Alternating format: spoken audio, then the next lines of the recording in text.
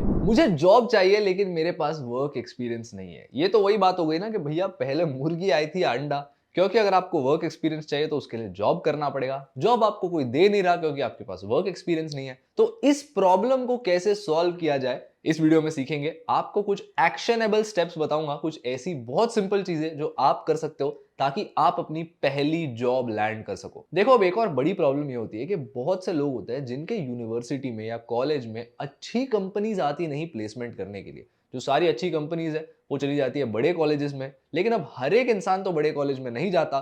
तो ऐसा इंसान क्या करे? इस वीडियो में मैं आपको 3 की स्टेप्स बताऊंगा। सबसे पहली है कि आप सबसे पहले जॉब रेडी बन जाइए। आपको जॉब चाहिए लेकिन आपको यह भी नहीं पता कि क्या आप सच में उस जॉब के काबिल है। देखिए, एक एम्प्लॉयर के पर्सपेक्टिव से सोचिए। मान लीजिए आप एक फ्रेशर हो और आपके अगेंस्ट एक ऐसा इंसान है जिसको 3 साल का वर्क एक्सपीरियंस है। अब as a fresher with no experience in an entry level role आपको 20-25 हजार रुपए पर मंथ से ज्यादा पैसे नहीं दिए जाएंगे। ये एम्प्लॉयर के लिए तो अच्छी बात है क्योंकि आपको कम पैसे देने हैं, वर्सेस जो बंदा एक्सपीरियंस्ड है वो मिनिमम 70-80 हजार रुपए तो मांगेगा ही। लेकिन इसके बावजूद भी कंपनी उस एक्सपीरियंस्ड इंसान को ही जॉब देगी। ये क्यों होता है? क्योंकि लॉन्ग रन में एक फ्रेशर को हायर करना, एक ऐसे इंसान को हायर करना जिसके पास ज्यादा स्किल्स नहीं है, जो इतना जॉब रेडी नहीं है, वो ज्यादा महंगा पड़ता है। और आपको खुद से ये गैप ब्रिज करनी है ताकि आप कंपनी को बता सको कि भैया देखो, अगर आप मुझे हायर करते हो तो मुझे ट्रेन करने में, मुझे चीजें सिखाने में आपको ज्यादा टाइम और पैसा खर्च नहीं करना पड़ेगा। इनडायरेक्टली बोलूं तो आप कंपनी के लिए कहीं ना कहीं कॉस्ट सेविंग्स करके देते हो। ये करने के 2 तरीके होते हैं। सबसे पहला तरीका है कि आप अपने आप को अपस्किल करते हो किसी भी रेलेवेंट फील्ड में। अब अपस्किलिंग को लेकर मोर स्पेसिफिकली फाइनेंस इंडस्ट्री में हमने बहुत सारा कंटेंट बनाया है। इसकी एक प्लेलिस्ट बनाकर मैंने डिस्क्रिप्शन में लिंक डाल दिया है। लेकिन इसके अलावा अगर आप अपने आप को अपस्किल करना चाहते हो तो आपके पास कौन से ऑप्शंस हैं? जैसे मान लीजिए अगर आपको एक इन्वेस्टमेंट बैंकर बनना है तो ऑब्वियस सी बात है आपको फाइनेंशियल मॉडलिंग आना जरूरी है, आपको वैल्यूएशन आना जरूरी है। अगर आपको एक वेब डेवलपर बनना है तो उसके लिए आपको एक कोडिंग लैंग्वेज आनी जरूरी है। तो आपको क्या करना है? सबसे पहले इन सारे स्किल्स की एक लिस्ट बनानी है और उसके बाद जाकर ढूंढना है कि इन स्किल्स को लेकर फ्री कोर्सेज कौन से हैं। अब एक चीज मैं आपको बता देता हूं, बहुत क्रेजी रिसोर्स है कोर्सेरा पे। आपको दुनिया भर के कोर्सेज मिलते हैं और ये सारे फ्री होते हैं। अब आई नो बहुत से लोग कमेंट करेंगे, बोलेंगे कि नहीं ये फ्री नहीं होते, यहाँ तो पैसे देने पड़ते हैं। नहीं, ये सारे कोर्सेस आप फ्री में सीख सकते हो। अगर आपको सर्टिफिकेशन चाहिए तो आपको पैसे देने पड़ेंगे। And in my opinion it's not really worth it. As long as आपको वो चीज सीखने मिल रही है, आप अपने आप को अपस्किल कर पा रहे हो, क्या प्रॉब्लम है? अब जॉब इंटरव्यू में अगर आपसे पूछा जाता है कि भाई तुझे फाइनेंशियल मॉडलिंग आती है, और आप बोलते हो कि हाँ आती है और करके दिखाते हो, तो उसकी ज्यादा वैल्यू है या आपके सीवी पर किसी सर्टिफिकेट की? पॉइंट मेरा यह है कि कोर्सेरा पे जाकर आपको सारे फालतू कोर्सेज नहीं करने, बल्कि वो सारे कोर्सेज करने हैं जो आपको अपस्किल कर सके। ऐसे कोर्सेज जहां पर एक प्रैक्टिकल स्किल सिखाया जा रहा है। बोलने का यह मतलब है कि मान लीजिए आपको एक एडिटर बनना है तो जाकर प्रीमियर प्रो और फाइनल कट प्रो सीखो। अगर आपको एक थंबनेल डिजाइनर बनना है, ग्राफिक डिजाइनर बनना है, तो फोटोशॉप सीखो। गूगल और अमेजॉन जैसी टेक कंपनीज में काम करना है तो कोई हाई डिमांड कोडिंग लैंग्वेज सीखो। एम्प्लॉइज को ट्रेन करना काफी एक्सपेंसिव होता है और बहुत सी कंपनीज ये स्टेप स्किप करना चाहते हैं। उनको ऐसे एम्प्लॉइज चाहिए जो अभी के अभी ज्वाइन कर सके और सारा काम तुरंत सीख सके। एक और चीज आपको दावे के साथ बताता हूं कि कोर्सेरा तो एक रिसोर्स हो गई। अगर आप रेडिट पर जाके, गूगल पर जाके फ्री कोर्सेस किसी भी सब्जेक्ट में देखना चाहते हो, आपको एक बड़ी लिस्ट मिलेगी। और एक चीज याद रखना कि हर एक कोर्स फ्री होना चाहिए ऐसा जरूरी नहीं होता। अगर एक कोर्स है जहां पर आपको एक्चुअली अपस्किल किया जा रहा है और उसके थोड़े पैसे लगते हैं तो प्लीज वो पैसे दे दो, क्योंकि ये आपके लिए एक इन्वेस्टमेंट है। जब आपकी एज कम होती है तब स्टॉक्स और म्यूचुअल फंड से भी ज्यादा बड़ी इन्वेस्टमेंट्स ये सारी होती है जहां आप अपस्किल हो रहे हो और अपने आप को जॉब रेडी बना रहे हो। पॉइंट ये है कि जैसे आपने फिगर आउट कर लिया कि आपको कहां काम करना है, आपको किस फील्ड में इंटरेस्ट है, उसके बाद आपको एक प्रॉपर लिस्ट बनानी है उन सारे स्किल्स की जो यहां पर सबसे ज्यादा डिमांड में है, और आपका सारा वक्त और आपकी एनर्जी लगानी है इन स्किल्स को सीखने में। क्योंकि भैया अब 2024 है, कंपनी आपको जीरो से हीरो बनाने पैसे वेस्ट नहीं करती। और जो दूसरा तरीका मैंने बोला कंपनी को कॉस्ट सेविंग देने का, अपने आप को ट्रेन करने का, वो है आपके प्रिविलेज को यूज करो अगर आपके पास है। इसका यह मतलब होता है कि अगर आप एक अनपेड इंटर्नशिप करना अफोर्ड कर सकते हो तो प्लीज कर लीजिए, प्रोवाइडेड आपको वहां पे एक्चुअली कोई स्किल्स सिखाए जा रहे हैं। बस ऐसी गधा मजूरी का काम होगा तो मत करना। अगर एक 2 से 3 महीने की इंटर्नशिप है जहां पर आपकी प्रॉपर ट्रेनिंग हो रही है और वो अनपेड है, and if you are privileged enough to take it, please take it. देखो अब सीन ऐसा होता है कि जब आप कॉलेज खत्म करते हो आपकी एज अप्रोक्सीमेटली 20 या 21 साल की होती है, और इस पॉइंट पर भी बहुत से बच्चे अभी भी अपने माँ बाप के साथ रहते हैं। तो आपको कोई रेंट नहीं देनी, मोस्ट केसेस में आप पर होम लोन का स्ट्रेस नहीं होता, आपको कार लोन नहीं देना होता, आप पे एक्सपेंसेस जो होते हैं फिक्स्ड वाले वो बहुत कम होते हैं। अब मैं जानता हूं कि कुछ लोगों के लिए ये चीज अप्लाई नहीं करती, कई बार आपको जिम्मेदारी थोड़ी जल्दी निभानी पड़ती है और आपको इस प्रिविलेज का फायदा नहीं मिलता। लेकिन मान लीजिए आपको वो मिल रहा है तो प्लीज उसका फायदा उठा लीजिए। यहाँ पर ईगो लेकर मत बैठना कि भैया मुझे पैसे नहीं दिए तो मैं काम नहीं करूंगा। लेकिन ये भी याद रखना कि अगर आपको पैसे नहीं दिए जा रहे तो जो सारी चीजें आप वहां पर सीखोगे ये एक्चुअली कोई वैल्यू रखती है। ऐसा नहीं कि भैया आपसे अनपेड इंटर्नशिप करा ली और आपसे गधा मजूरी करवा ली, आपको यहाँ पर कोई फायदा नहीं मिलेगा। अगर आपको वहां पे प्रॉपर स्किल्स सिखाए जा रहे हैं, आपको जॉब रेडी बनाया जा रहा है, तो not taking a salary makes sense.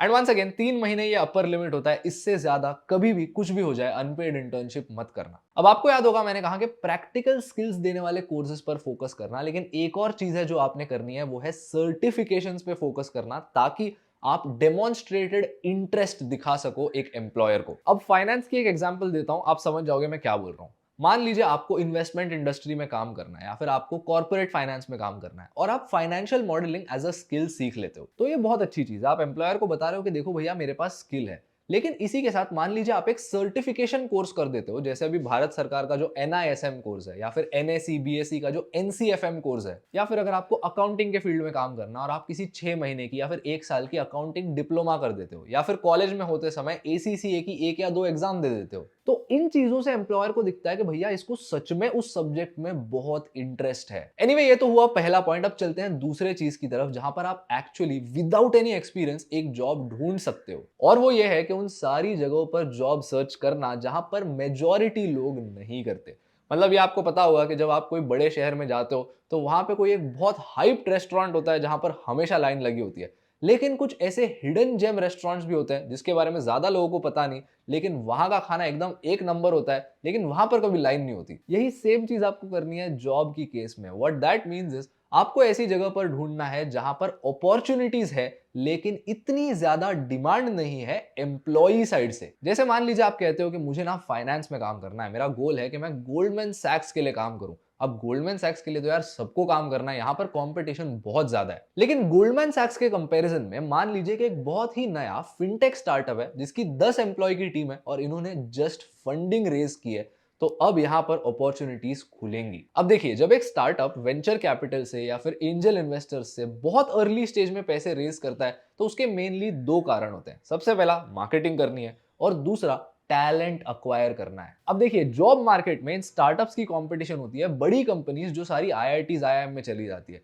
लेकिन अब इन स्टार्टअप्स को भी अच्छा टैलेंट हायर करना है और ये तो वहां जा नहीं सकते, तो इसीलिए ये बाकी सारी जगह पर देखते हैं कि हमको अच्छा टैलेंट मिल रहा है या नहीं, और ये हमेशा आप जैसे अच्छे टैलेंट की खोज में रहते हैं। तो आपको क्या करना है, सिंपल है, ऐसे स्टार्टअप्स को ढूंढना है। लेकिन अब वो कैसे किया जाए बताता हूं। आपको सिंपली इन 2 वेबसाइट्स पर जाना है जिनका नाम है एनट्रैकर और क्रंचबेस। यहां पर आपको आपकी सिटी के हिसाब से या फिर आपकी कंट्री के हिसाब से किसी भी रीजन या इंडस्ट्री के हिसाब से पता चल जाएगा कि कौन से स्टार्टअप्स है जो फंडिंग रेज कर रहे हैं, कौन से स्टार्टअप्स है जो एक्सपैंड कर रहे हैं। और जैसे ही यहां पर आपको कुछ इंटरेस्टिंग कंपनीज दिख जाए, आप सिंपली लिंक्डइन पर जाके इन कंपनीज के एम्प्लॉइज को कोल्ड ईमेल करना शुरू कर सकते हो। लेकिन अब आप पूछोगे इनका ईमेल कैसे मिलेगा? देखो यार बहुत सिंपल है। इन सारी कंपनीज के अगर आप HR रिप्रेजेंटेटिव्स के लिंक्डइन को ढूंढते हो तो बहुत बार वो लिंक्डइन पर पोस्ट कर देते हैं अपनी ईमेल। आपको लिंक्डइन पर लाखों ऐसे पोस्ट दिखेंगे जहां पर बताया जाएगा कि भैया हमको इस पर्टिकुलर रोल के लिए एक इंसान की जरूरत है और हमारा ईमेल ये है, यहां पर अप्लाई कीजिए। अब एक और पॉइंट नोट करना है कि किसी जॉब पोर्टल जैसे लिंक्डइन या naukri.com पे डायरेक्टली अप्लाई करने का ऑप्शन होता है, ये मत यूज करना। इंस्टेड आप HR को ईमेल कर दो, क्योंकि ईमेल करने से एक पर्सनल टच आ जाता है एंड यहाँ पर आपको एक अपॉर्चुनिटी मिलती है ये दिखाने कि आप कितने